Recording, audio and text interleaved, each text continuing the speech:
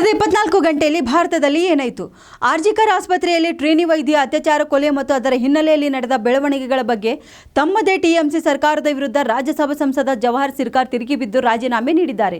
ಭಾರತದಲ್ಲಿ ನಿರುದ್ಯೋಗ ಸಮಸ್ಯೆಗೆ ಮೋದಿಯವರ ಆಡಳಿತ ವೈಖರಿಯೇ ಕಾರಣ. ವಿಶ್ವವಿದ್ಯಾಲಯಗಳಲ್ಲಿ ಆರ್ಎಸ್ಎಸ್ ಸಿದ್ಧಾಂತಗಳಿಂದ ಪ್ರಭಾವಿತರಾದ ಉಪಕುಲಪತಿಗಳಾಗಿ ನೇಮಕಗೊಳ್ಳುತ್ತಿದ್ದಾರೆ ಎಂದು ಅಮೆರಿಕದ ಟೆಕ್ಸಾಸ್ನಲ್ಲಿ ಆಯೋಜಿಸಲಾಗಿದ್ದ ಸಂವಾದ ಕಾರ್ಯಕ್ರಮದಲ್ಲಿ ಆರೋಪಿಸಿದ್ದಾರೆ. ಕಳೆದ ವಾರವಷ್ಟೇ ಕಾಂಗ್ರೆಸ್ ಸೇರ್ಪಡೆಯಾಗಿದ್ದ ಕುಸ್ತಿಪಟು ಬಜರಂಗ್ ಪೂನಿಯಾ ಅವರಿಗೆ ಜೀವ ಬೆದರಿಕೆ ಬಂದಿದೆ.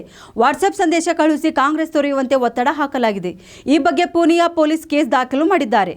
ಹರಿಯಾಣ ವಿಧಾನಸಭೆ ಚುನಾವಣೆ ಸಂದರ್ಭದಲ್ಲಿ ಕಾಂಗ್ರೆಸ್ ಸೇರ್ಪಡೆಯಾಗಿರುವ ಕುಸ್ತಿಪಟುಗಳಾದ ವಿನೇಶ್ ಫೋಗಟ್ ಮತ್ತು ಬಜರಂಗ್ ಪೂನಿಯಾ ವಿರುದ್ಧ ಮಾತನಾಡದಂತೆ ಬಿಜೆಪಿ ನಾಯಕತ್ವವು ಮಾಜಿ ಸಂಸದ ಬ್ರಿಜ್ ಭೂಷಣ್ ಶರಣ್ ಸಿಂಗ್ ಅವರಿಗೆ ಸೂಚನೆ ನೀಡಿದೆ. ಅಧಿಕಾರ ದುರ್ಬಳಕೆ ಮಾಡಿಕೊಳ್ಳುವ ಮೂಲಕ ಸುದ್ದಿಯಾಗಿರುವ ಪೂಜಾ ಖೇಡ್ಕರ್ ಅವರನ್ನು ಕೇಂದ್ರ ಸರ್ಕಾರವು ಐಎಎಸ್ ಸೇವೆಯಿಂದ ವಜಾಗೊಳಿಸಿದ್ದು ತಕ್ಷಣದಿಂದ ಜಾರಿಯಾಗುವಂತೆ ಬಿಡುಗಡೆಗೊಳಿಸಿದೆ. ಇನ್ನು ಹೆಚ್ಚಿನ ಮಾಹಿತಿಗಾಗಿ ನಮ್ಮ ಪೇಜ್ಗೆ ತಪ್ಪದೇ ಫಾಲೋ ಮಾಡಿ.